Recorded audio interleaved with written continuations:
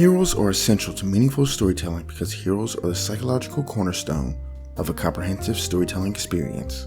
While I wholeheartedly believe in entertaining the audience first and foremost, I recognize the power of storytelling to shape our understanding of life. After all, stories are one of the four wisdoms, the things which people turn to for guidance in life. I'd argue that this part of storytelling is so important that fulfilling this role is key to providing your audience a transcendent experience with your story. As for why I concluded this, well, you need to be familiar with two concepts, the pyramid of reader desire and Freudian psychology. We'll start with the former since it's a concept I've often come back to but haven't elaborated on in detail yet. The pyramid of reader desire is a concept introduced in How to Write Commercial Fiction. It's similar to Maslow's hierarchy of needs, with its focus on what a reader needs when it comes to fiction. The foundation of the pyramid is entertainment. This is the part that appeals to genre, which is the gateway into stories. Basically, think of all that external scene stuff, fight scenes, romance scenes, investigative scenes, space battles, you name it. This is the stuff that grabs attention, but it doesn't complete the experience. To keep people invested, that brings us to the next point, the inner journey. This deals with the character and what the character's journey teaches or reaffirms to the reader about the world itself. This isn't what makes stories stick with us on levels that make a story unforgettable though. To obtain that, we must reach the tip of the pyramid, to reach someone. Theme is how you reach someone. I've discussed theme in greater detail in a past video, which I'll link near the end.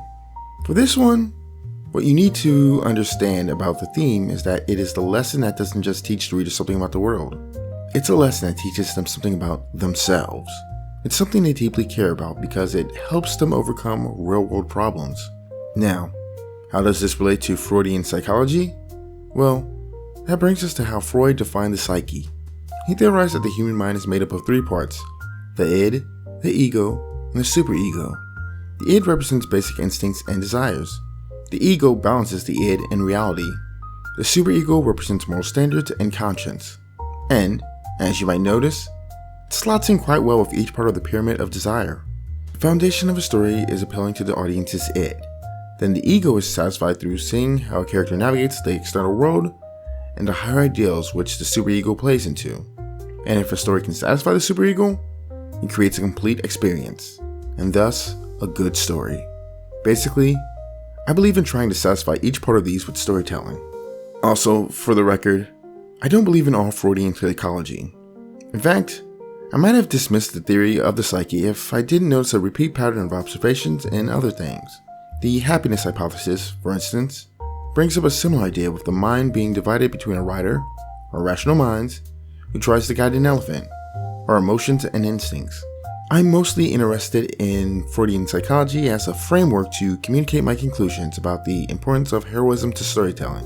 Which brings us back around to my opening statement. Heroism is essential to meaningful stories. Why do I say that? Because characters who reach us on a personal level are heroes. A hero is someone who advances life for another. A hero is someone who performs a great deed that inspires us to seek the best within ourselves. A hero can be flawed, even morally so, but that doesn't negate the meaningful contribution that they make through their deeds or an example. And for those who are inspired by someone to be more, who are reached by a hero, that stays with them, pushing them forward, making them more likely to become heroes to others, which keeps human life flourishing onward. With that in mind, I've thought a great deal about how to write heroes, and I ended up splitting the types we call heroes into three camps: the paragon, the flawed hero, and the anti-hero. Each of them requires a bit of different writing advice, which I intend to explore in greater depth in this new video series on heroism. If you're interested in seeing more of my research and conclusions, be sure to subscribe to the channel and press the notify button so you know when each video is released.